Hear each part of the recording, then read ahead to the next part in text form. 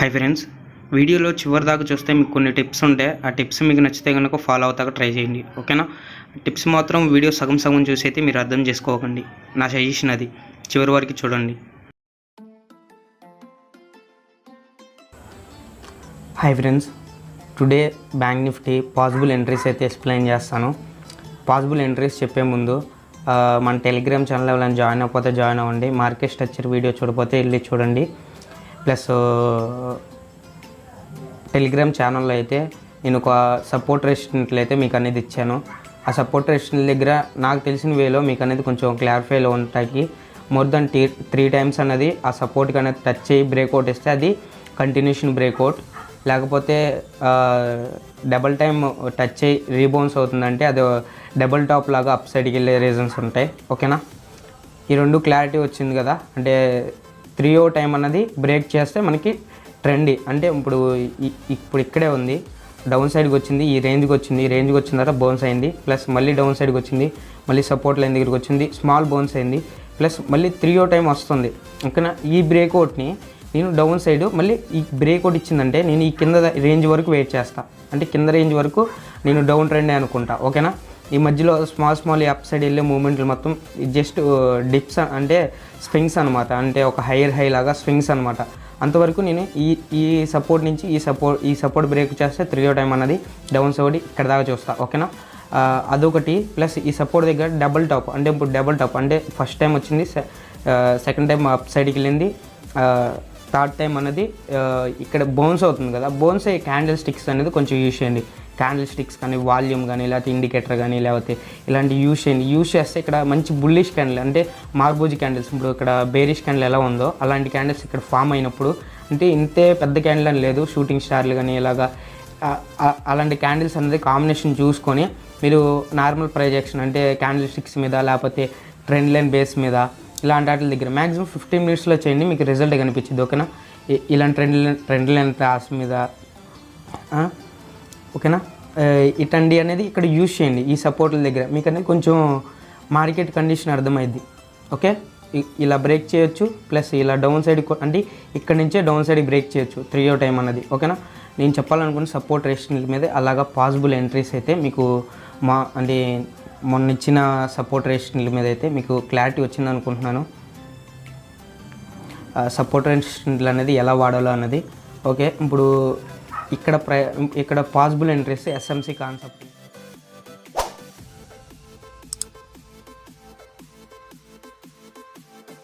అంటే demand supply Jones మీద మీకు అనేది ఎక్స్ప్లెయిన్ చేస్తాను. 1 minuteకి వెళ్ళిపోతున్నా. ఇది నేను చాలా వరకు బ్యాక్ టెస్ట్ చేసి సింప్లిఫై చేసుకొని మీకు చెప్తున్నా. ఓవరాల్ ఇలా ఉండిద్ది కండిషన్ అన్నిటిలో అయితే అనుకోవాలండి. లిక్విడిటీ చూసుకోవాలి, ఇన్బ్యాలెన్స్లు చూసుకోవాలి, అన్నీ చూసుకుంటేనే అది పర్ఫెక్ట్ ట్రేడ్ ఇది. ఇది నేను బ్యాంక్ నిఫ్టీకి సింప్లిఫై చేసుకొని మీకు ఎక్స్ప్లెయిన్ చేస్తున్నా. ఒక చేంజ్ ఆఫ్ క్యారెక్టర్, ఒక బ్రేక్అవుట్ స్ట్రక్చర్, ఆర్డర్ బ్లాక్స్ ఇలా సింప్లిఫైలో చేసి చెప్తున్నా. ఇంకా లిక్విడిటీ స్ట్రక్చర్ ఇప్పుడు ఒకే స్ట్రక్చర్ ఉండదు, కొంచెం చేంజ్ అయ్యింది. ఆ స్ట్రక్చర్స్ కూడా మీరు తెలుసుకోవాలి, ఓకేనా. లైవ్ మార్కెట్ స్ట్రక్చర్ వీడియో చూడకపోతే వెళ్ళి చూడండి, ఓకేనా. ఆ వీడియో చూస్తే దాన్ని కొంచెం బ్యాక్ టెస్ట్ అయింది. 10 స్టాక్స్ అన్నది మీరు వాచ్ లిస్ట్లో పెట్టుకొని ఆ 10 స్టాక్స్ అన్నది మార్కెట్ స్ట్రక్చర్ని మీరు ఐడెంటిఫై చేసి ఆ తర్వాత ఆ 10 స్టాక్స్లో మీరు బాగా సింప్లిఫై ఏదనిపించిందో ఒక 1 or 2 అన్నది ఒక ఫేవరెట్లో పెట్టుకొని మళ్ళీ ఐటుల్ని lower time frame to higher time frame back test చేయండి. మీకు మార్కెట్ స్ట్రక్చర్ క్లారిఫై అయ్యింది, ఓకేనా. ఇక్కడైతే డౌన్ సైడ్కి అయితే చేంజ్ అయింది, ఆల్రెడీ బ్రేక్అవుట్ అయిపోయింది అప్ సైడ్ నుంచి, కానీ డౌన్ ట్రెండ్ ఎస్ఎంసి కాన్సెప్ట్ ప్రకారం మార్నింగ్ ఓపెన్ అయింది, ప్లస్ డబుల్ బ్రేక్అవుట్ స్ట్రక్చర్ అయింది. మనకి 2 వాటర్ బ్లాక్స్ వస్తాయి తెలుసు కదా. సింప్లిఫై చేసి చెప్తున్నా కాబట్టి ఇది ఇంత సింప్లిఫైలో లాగుంది. బ్రేక్అవుట్ అయిపోయింది అలాగనే.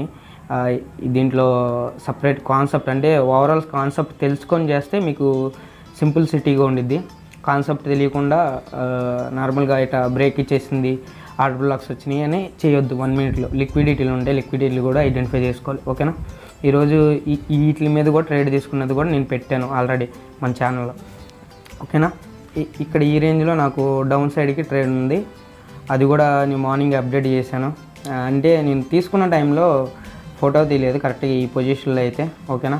తర్వాత తీసాను అన్నమాట, బయట ఉన్నాను, అందుకోసం ఈ సపోర్ట్ దాకా నేను టార్గెట్ అనుకున్నా, ఓకేనా. ప్లస్ ఇది ఇక్కడ మీకు ఎక్స్ప్లెయిన్ చేయాలి. లిక్విడిటీ అంటే ఏంటో తెలిసిద్ది కదా. లిక్విడిటీ అంటే కన్ఫర్మేషన్ లిక్విడిటీస్. ఓకే, ఈ ట్రేడ్ ఇక్కడ కథం.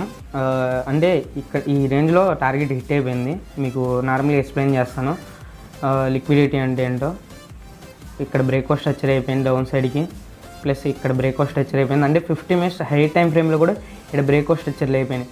ఇప్పుడు ఆర్డర్ బ్లాక్ ఫైండ్ చేయాలి. అంటే 15 మినిట్స్ బ్రేక్అవుట్ స్ట్రక్చర్, ఈ బ్రేక్అవుట్ స్ట్రక్చర్లు మొత్తం ఓకేనా. 1 మినిట్లో ఎక్కువ వస్తాయి మనకు బ్రేక్అవుట్ స్ట్రక్చర్లు. లిక్విడిటీ కంటే ముందు మనం ఆర్డర్ బ్లాక్ క్యాండిల్ ఫైండ్ చేసుకోవాలి.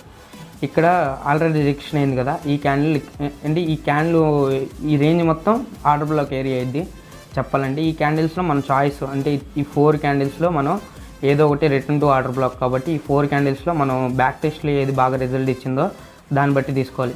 నా బ్యాక్ టెస్ట్లోనేమో ఈ క్యాండిల్ ఇచ్చింది. నేనైతే మొత్తం తీసుకొని మీకు ఎక్స్ప్లెయిన్ చేస్తాను ఓకేనా. ఓకే, ఈ రేంజ్కి వచ్చింది. ప్లస్ లిక్విడిటీ అంటే ఏంటి ఓకేనా. నేను ఈ పొజిషన్లో లిక్విడిటీ అని పెట్టే పొజిషన్లో నేను ఆర్డర్ బ్లాక్లు ఏమన్నా మీరు ఫైండ్ చేస్తారని నేను అదే ట్రాప్ ఆర్డర్ బ్లాక్స్ అని పెట్టాను. అంటే ఫేక్ ఆర్డర్ బ్లాక్స్ అని. అంటే ఇవన్నీ అప్ సైడ్కి ఇక్కడ ఒక ఆర్డర్ బ్లాక్ క్రియేట్ అయింది, పుషప్ ఇచ్చింది, మళ్ళీ ఇక్కడ ఒక ఆర్డర్ బ్లాక్ క్రియేట్, ఇవన్నీ ఆర్డర్స్ ఫిల్ చేసుకోవడం అనమాట. ఆర్డర్స్ ఫిల్ చేసుకొని ఒకసారిగా ఈ పేస్కి వెళ్ళినప్పుడు ఆర్డర్స్ హెవీ ఆర్డర్స్ ఉన్నప్పుడు స్లోగా ఒకసారిగా ఫాలో అయ్యింది, లేకపోతే ఫాస్ట్గా డ్రాస్టిక్గా ఒకసారిగా ఫాలో అయిపోద్ది పెద్ద పెద్ద క్యాండిల్స్ వేసుకొని ఓకేనా. ఆ సిచ్యువేషన్ తెలియదు మనకి ఇంకా. ఓకే, ఇక్కడ టచ్ అయినప్పుడే మనం తీసేసుకోవాలి. ఇది ఫుల్లీ కన్ఫర్మేషన్ ఎంట్రీ. ఓకే, ఇది ఫుల్లీ కన్ఫర్మేషన్ ఎంట్రీ. మనకు వచ్చేసరికి నాకు ఈ సపోర్ట్ దాకా వెళ్ళిద్దని తెలుసు కాబట్టి నేను ఈ రేంజ్ వరకు నేను టార్గెట్లు పెట్టుకున్నా. మీకు ఈ సపోర్ట్ దాకా వెళ్ళిద్దని తెలియదు. ఇప్పుడు ఇక్కడ ఈ ప్లేస్లో ఎంట్రీ తీసుకున్నాను అనుకోండి, ఈ స్వింగ్లోనే మీ టార్గెట్. నాకేంటి ఈ సపోర్ట్ దాకా వెళ్ళిద్ది కాబట్టి నేను ఈ స్వింగ్ వరకు నేను టార్గెట్ పెట్టుకున్నాను ఓకేనా. ఇక్కడ ఏంటంటే మీకు fully confirmation entry, range entry. ఇప్పుడు ఇది కూడా అంతే. ఈ లిక్విడిటీ ఈ ఏరియా దాకా ఉంది, ఈ ఏరియా వరకు మీ టార్గెట్. కానీ నాకు ఈ సపోర్ట్ దాకా వెళ్ళిద్ది కాబట్టి తెలుసు కాబట్టి ఈ సపోర్ట్ దాకా పెట్టాను ఓకేనా. ఇప్పుడు ఈ సపోర్ట్ దగ్గర నేను అంటే హార్మోనిక్లోనే నాకు ఇక్కడ అప్ సైడ్కి కనిపించింది ఈ లెవెల్స్ ఉన్నాయి. అది కూడా ఈ వీడియో అప్లోడ్ చేసిన తర్వాత అయితే స్క్రీన్ షాట్లు అయితే నేను గ్రూప్లో అప్డేట్ చేస్తాను ఓకేనా. ఈ లెవెల్స్లో నాకు హార్మోనిక్లోని ఈ లెవెల్ దగ్గర నాకు అప్ సైడ్కి వెళ్ళిద్ది అనిపించింది. ఒక ట్రేడ్ కూడా పెట్టాను, కానీ స్టాప్ లాస్ హిట్ అయింది. అది కూడా అంటే తెలుసు స్టాప్ లాస్ హిట్ అయిద్దని తెలుసు, కానీ ఇక్కడ లిక్విడ్ అంటే ఎస్ఎంసి కాన్సెప్ట్ మీద నేను తీసుకోలేదు. హార్మోనిక్లో 15 మినిట్స్లోనే నాకు ఇక్కడ ఎంట్రీ ఉంది. ప్లస్ కొన్ని టైమ్స్ ఏమైందంటే లిక్విడిటీ గ్రాప్ చేయదు, అలాగే వెళ్ళిపోద్ది. ఆ మైండ్ సెట్తో నేను ఇక్కడ అప్ సైడ్కి ఆర్డర్ పెట్టుకోవడం. ఇక్కడ మనకి ఎస్ఎంసి ప్రకారం ఇంకొక ఎంట్రీ దొరికిద్ది. ప్లస్ ఇక్కడ ఆడే కింద ఆర్డర్ బ్లాక్స్ అన్నది లేవు.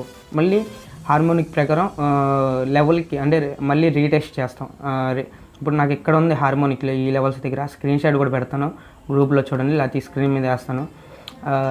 ఇక్కడ ఈ లెవెల్స్ మళ్ళీ హార్మోనిక్ రిటర్న్ టు సి దగ్గరికి వచ్చినప్పుడు మళ్ళీ ఇక్కడ ఈ రెడ్ క్యాండిల్ ఉంది కదా, రెడ్ క్యాండిల్ పైన బుల్లిష్ క్యాండిల్ క్లోజ్ అయిన తర్వాత అప్ సైడ్కి మళ్ళీ ఎంట్రీ పెట్టుకోవటం. మళ్ళీ ఈ కూడా అంతే, స్వింగ్ హై దాకా టార్గెట్ పెట్టుకోవాలి. కానీ నేను లాంగ్ టార్గెట్లు పెట్టుకుంటే ఎప్పుడైనా సరే ఈ మిడిల్ పాయింట్ దాకా నేను టార్గెట్ పెట్టుకున్నాను హార్మోనిక్లో ఓకేనా. ఈ పాయింట్ దాకా టార్గెట్ పెట్టుకుంటే కానీ ఆ ఇంట్రాడే సెటప్లో అయితే హిట్ అవ్వలేదు. ఆ ఇంట్రాడే సెటప్లో అయితే చాలా లేట్ అయిపోయింది అనమాట, టైం చూసుకోవాలి ఆ టైంలో. ప్లస్ హార్మోనిక్లో వచ్చేసరికి స్వింగ్ హై వరకు టార్గెట్ అయితే హిట్ అయిపోయింది ఓకేనా. స్వింగ్ హై ఆల్మోస్ట్ ఒక 2-3 పాయింట్స్ ఉండిద్ది. ఈ మూమెంట్లోనే మ్యాక్సిమం ఒక 30-20 పాయింట్స్ కంపల్సరీ వచ్చేస్తే మనకి సరిపోద్ది, అదే ఎక్కువ మ్యాక్సిమం. కానీ లాంగ్ ట్రేడ్లో ఉన్నప్పుడు మాత్రం కొన్ని ఫుల్ ఎక్కువ కన్ఫర్మేషన్ తీసుకొని ట్రేడ్ చేసుకోవాలి ఓకేనా. షార్ట్ ట్రేడ్స్ వచ్చేసరికి అంటే స్వింగ్ హైలే స్వింగ్ లోలే టార్గెట్ పెట్టుకోవాలి. ప్లస్ ఒక రేంజ్కి వెళ్ళిద్ది అనుకుంటే లాంగ్ ట్రేడ్లు పెట్టుకోవాలి, లేకపోతే పెట్టుకోకూడదు ఓకేనా. నా పాయింట్ ఆఫ్ వ్యూ ఏంటంటే నాకు ఇంట్రాడే సెటప్ అంటే నా ఇంట్రాడే సెటప్లో నా టార్గెట్లు ఎంతవరకు ఇస్తున్నాయో నేను చూసుకుంటా ఓకేనా. నా మైండ్ సెట్లో ఉండేది. ప్లస్ ఒక క్యారీ ఫార్వర్డ్ అన్నది మ్యాక్సిమం చేయకూడదు అనుకున్నా.